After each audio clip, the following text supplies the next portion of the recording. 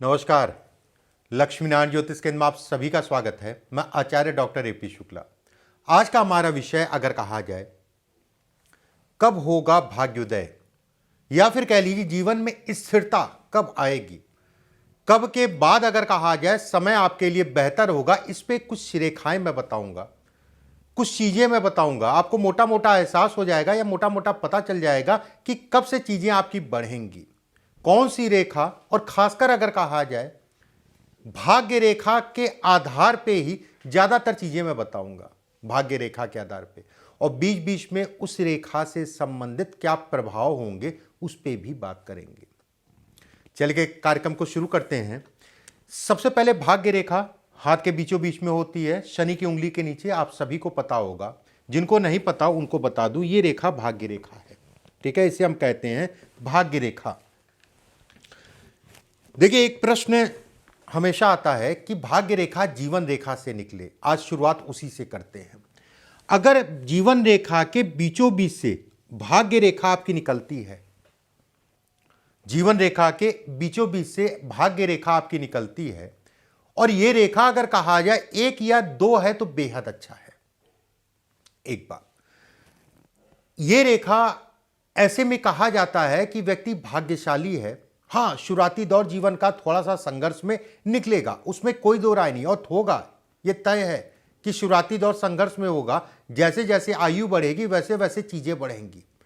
इसके साथ में अगर कोई भाग्य रेखा है तो यह बहुत अच्छे संकेत नहीं देता है।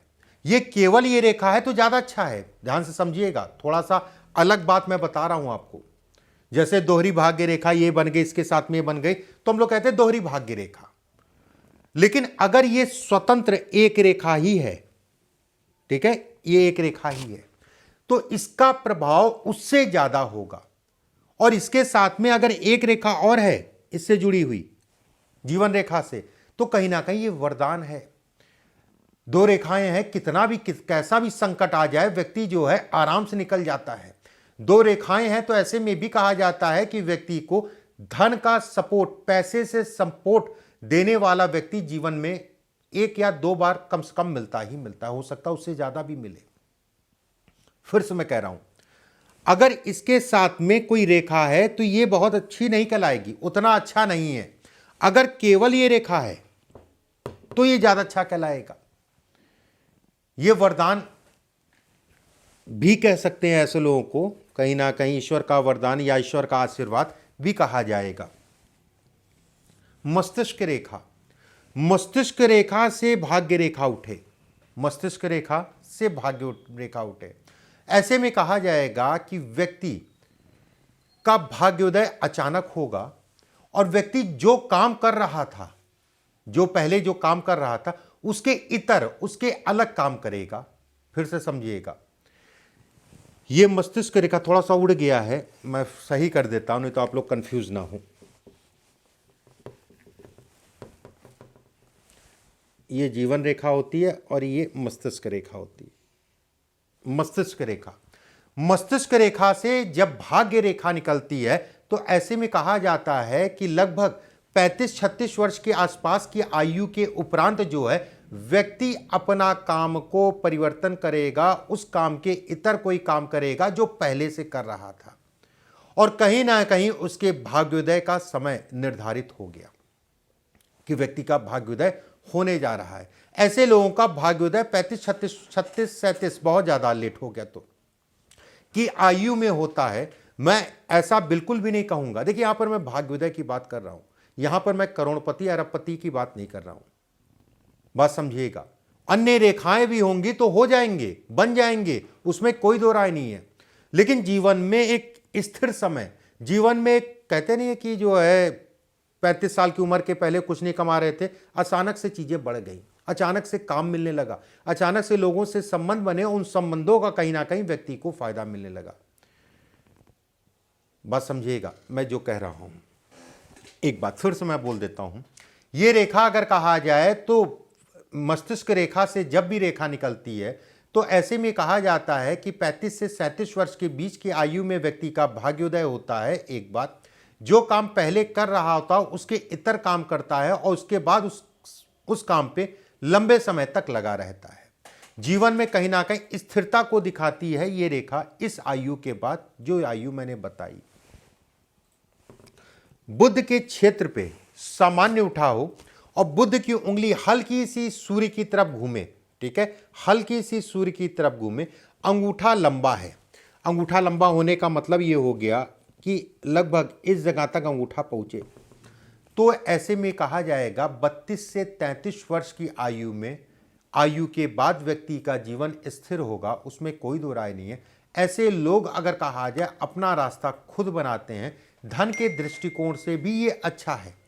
ऐसे लोग दिमागी होते हैं, ऐसे लोग अपनी चीज़ों को आगे बढ़ाना खुद से बढ़ाते हैं, और कहीं ना कहीं ये भी कहा जाता है कि बोल के धन कमाते हैं। फिर से मैं बता देता हूं, अगर बुध का क्षेत्र सामान्य उठा है, बुध की उंगली हल्की सी जो है ये घूम रही है और अंगूठा आपका लंबा है, तो धन के लिए, धन के दृष्टिकोण से अगर कहें तो बहुत अच्छा है। 32-33 वर्ष की आयु से कहीं ना कहीं ऐसे लोगों का भाग्योदय हो जाता है। ये भाग्य रेखा है, ध्यान से समझिएगा, बहुत महत्वपूर्ण बिंदु मैं बताने जा रहा हूं। ये भाग्य रेखा है और भाग्य रेखा को दो रेखाएं, राहु की रेखा आप कह लीजिए, भाग्य रेखा को दो राहु की रेखाएं आके काटे। ऐसे में कहा जाएगा व्यक्ति 42 वर्ष की आयु तक का कहीं ना कहीं संघर्ष ऐसे लोग करते हैं या देखा गया है, और 42 वर्ष की आयु के बाद धीरे धीरे जीवन जो है कहीं ना कहीं स्थिर होने लगता है। 42 वर्ष की आयु के बाद धीरे धीरे जीवन स्थिर होने लगता है।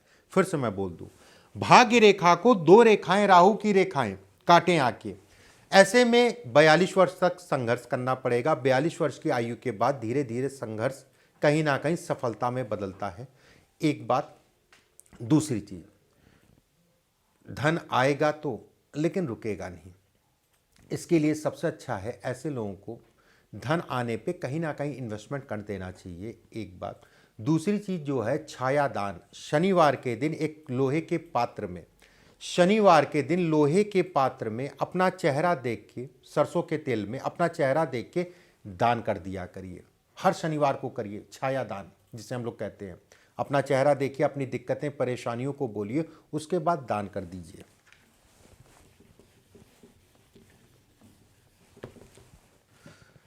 ये हृदय रेखा है। हृदय रेखा से जिन लोगों की भाग्य रेखा निकलती है, ऐसे में कहा जाता है कि 50 वर्ष की आयु के बाद से व्यक्ति कहीं ना कहीं स्थिर होता है। 50 वर्ष की आयु के बाद से व्यक्ति कहीं ना कहीं स्थिर होता है, उसमें कोई दो राय नहीं है। एक बात, ऐसे लोगों का जीवन अगर कहा जाए कहीं ना कहीं जिम्मेदारियों में निकल जाता है। बीमारियों के ऊपर भी धन का व्यय होता है। पैतृक संपत्ति से संबंधित चीजों में तनाव होती नहीं है, पैतृक संपत्ति होती है तो कहीं ना कहीं तनाव को यह इंगित करता है। समय समय पे पैतृक संपत्ति से संबंधित चीजों में यह तनाव को दिखाता है। लेकिन यहां पर एक चीज बहुत अच्छी है, ऐसी लोगों की संतान अगर कहा जाए काबिल होती है, अच्छी होती है संतान, उसमें कोई दो राय नहीं है। भले उनका जीवन जो है कहीं ना कहीं संघर्ष में निकल गया हो, लेकिन संतान के कारण जीवन में जो है संतुष्टि होती है, और कहीं ना कहीं जो है आने वाले समय में पैसा या धन से संबंधित चीजों में संतान के कारण दिक्कतें कम होती हैं। एक रेखा ये होती है, ये देखिए, इसको मैंने बताया है पीछे भी, आज भी मैं बता रहा हूं, उसका कारण है। जब भी चंद्रमा से एक रेखा आती है तो इसको कैसे देखा जाए, अच्छी है खराब नहीं है, ऐसे कर लीजिएगा। ये शनि की उंगली के नीचे जहां पर भी आए वहां से व्यक्ति का भाग्योदय होता है। ज्यादातर देखा गया है 24 से लेकर 28 वर्ष की आयु के बीच में व्यक्ति का जीवन धीरे धीरे स्थिर होना शुरू हो जाता है। फिर से मैं कहूंगा, शनि की उंगली के नीचे जहां से जो है ये रेखा सीधी हो, मतलब इसका कोई विशेष मतलब नहीं है, मतलब है कई तरीके से मतलब है, लेकिन उन चीज़ों पे बताने के लिए आज नहीं बैठा हूं मैं। जैसे यहाँ पर से रेखा आती है स्त्री को लेके तनाव, ठीक है, जो भी ससुराल पक्ष होता है उसमें कहीं ना कहीं भारी संकट या भारी कष्ट मिलता है विवाह के उपरांत, वो कष्ट शारीरिक होगा, कई चीज़ें हैं।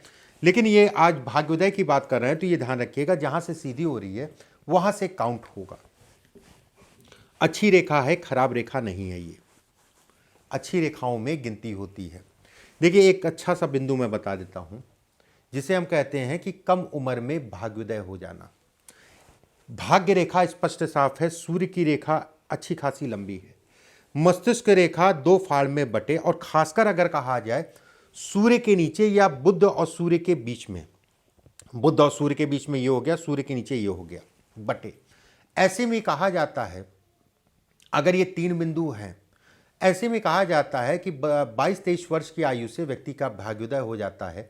23 साल की उम्र, 32 साल की उम्र, 37 साल की उम्र, 46 साल की उम्र, 54 साल की उम्र व्यक्ति के लिए विशेष लाभ को दिखाती है। अगर मस्तिष्क रेखा लंबी है और उसके बाद दो भाड़ में बट रही है, मिलेगा सब कुछ, उसमें कोई दो राय नहीं, लेकिन विलंब से मिलेगा, थोड़ा लेट करना होगा, मेहनत करनी पड़ेगी, उसमें भी कोई संदेह नहीं, और मेहनत करने के उपरांत जो है चीजें मिलेंगी, उसमें भी कोई दो राय नहीं।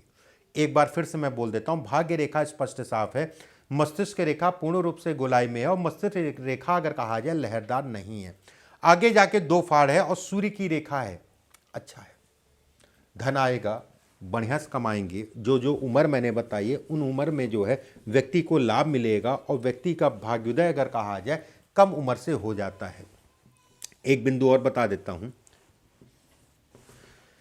भाग्य रेखा नीचे से एक रेखा है, भाग्य रेखा पे मिले, एक रेखा जो है इस जगह से, ये समझिए, इस जगह से आपकी सूर्य की उंगली के पास जाए, ऐसे में कहा जाएगा कि व्यक्ति का भाग्योदय घर से दूर जाके होगा। एक बात, गुरु की उंगली, बुध की उंगली ऊपर से पतली है, ऐसे में कहा जाएगा व्यक्ति अच्छा सफल होगा, अच्छा जीवन में धन कमाएगा। दूसरी बात, बुध की उंगली, गुरु की उंगली और शुक्र का अंगूठा भी ऊपर से पतला है या फिर यह हिस्सा लंबा है, तो ऐसे में कहा जाएगा कि व्यक्ति का जीवन साथी भी कमाऊ होगा, या विवाह के बाद व्यक्ति की तरक्की होगी, यह तय है, इसमें कोई दो राय नहीं है। विदेश के लिए अगर आप ट्राई करना चाहते हैं, अगर ये रेखाएं, विदेश जाइए, और विदेश में अगर कहा जाए सफल भी होंगे, विदेश से अच्छा धन भी कमाएंगे, उसमें भी कोई दो राय नहीं है। धन के दृष्टिकोण से, काम के दृष्टिकोण से ये बेहद अच्छा है। वीडियो को ज़्यादा से ज़्यादा लोगों तक पहुंचा दीजिएगा, ज़्यादा से ज़्यादा शेयर कर लीजिएगा। और एक चीज़ और ध्यान रखिएगा, कहाँ से आप देख रहे हैं, किस शहर से देख रहे हैं, किस देश से देख रहे हैं, नीचे कमेंट बॉक्स में ज़रूर डाल दीजिएगा। परमात्मा आप सभी को स्वस्थ रखे, सुरक्षित रखे। अगले वीडियो में फिर आप सभी से मुलाकात होगी। अभी के लिए बस इतना ही। नमस्कार।